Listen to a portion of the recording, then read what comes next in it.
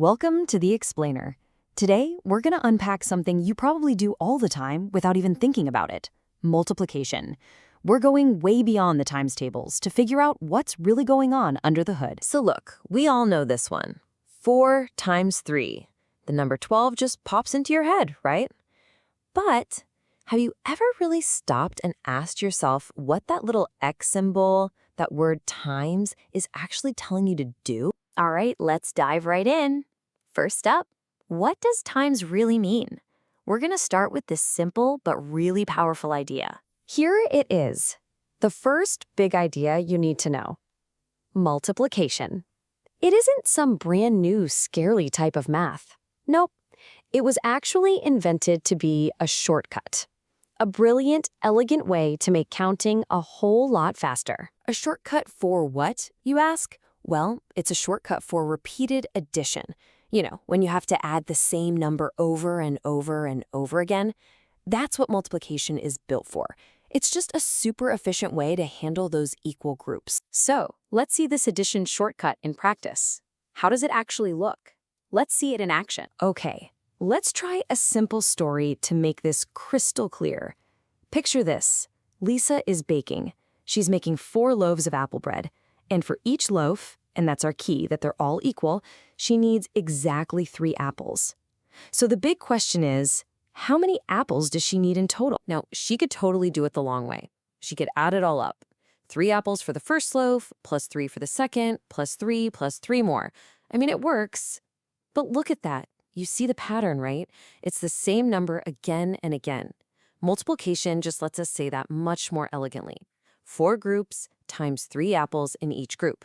We get to the same answer, 12, but way faster. You know, this is a perfect time to drop in some key vocab. The numbers we're actually multiplying, in Lisa's case, the 4 loaves and the 3 apples, they have a specific name. They're called factors.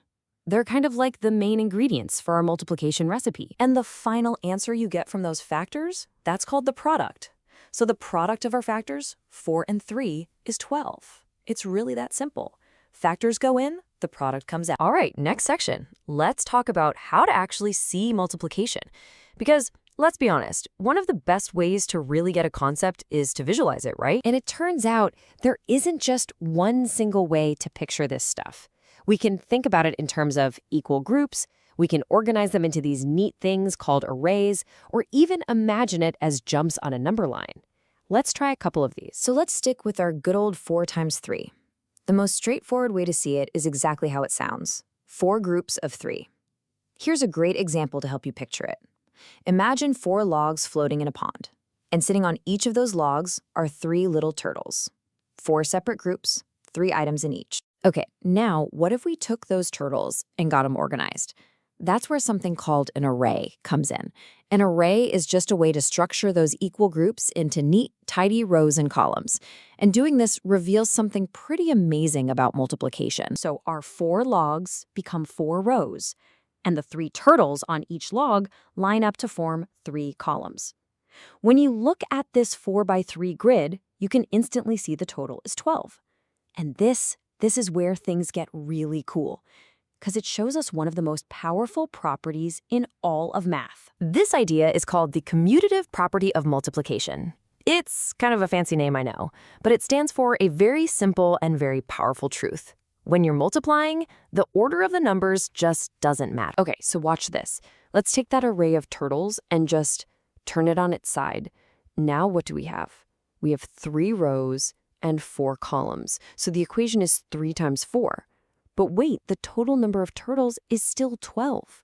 The product is exactly the same. This is huge. It means if you know what 4 times 3 is, you automatically know what 3 times 4 is. You basically get 2 facts for the price of 1. And hey, here's one more quick way to see it. Just picture a number line. To do 4 times 3, you just start at 0, and you take 4 big jumps of 3. First jump to 3, then 6, then 9, and where do you land? Bam! Right on 12. It's that same repeated addition idea, just shown in a different way. All right, last section. And for this one, we are going to tackle a super common myth about multiplication. Let's call it the makes bigger myth. You hear this all the time. I think we all kind of believe it at first. I mean, it makes sense, doesn't it? When we first learn this stuff, 4 times 3 is 12. You're taking 4 and you're making it bigger. Seems like a pretty logical rule to follow. But is it always true? You know, in math, always is a very, very strong word. So, let's do a little investigation. Let's put this idea to the test. So check out this thinking board. It helps us test our theory. Let's go down the list. Okay, 4 times 3 gives us 12. Yep, that's bigger. But what about 4 times 1?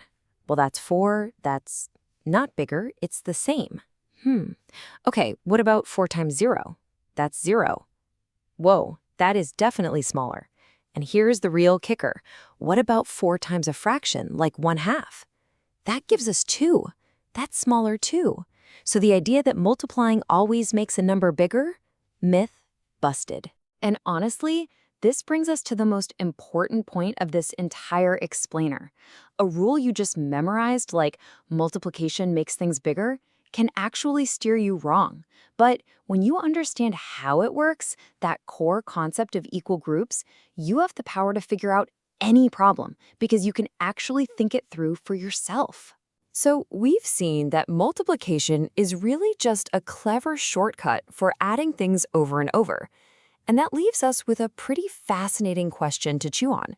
If that's what multiplication is, then what does that make its opposite, its counterpart, division?